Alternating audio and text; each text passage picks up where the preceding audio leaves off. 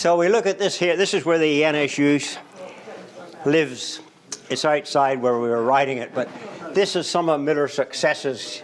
All the successes: TT, Northwest 200, Leinster, Silverstone, Aintree, Monza, German Grand Prix. Nice photograph of Miller, the Northwest 200.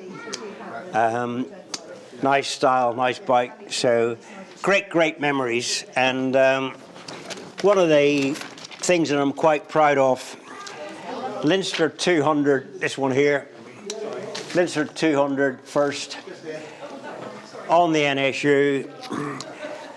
Miller and Bob Brown, the late Bob Brown, were having a real ding-dong for 200 miles. And because we were really at it, we were really pushing it to the limit. So it ended up, Miller was the fastest man. He was quicker than the 500s.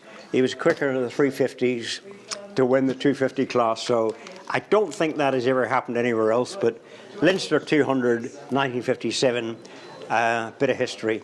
So nice to have that. And there you go.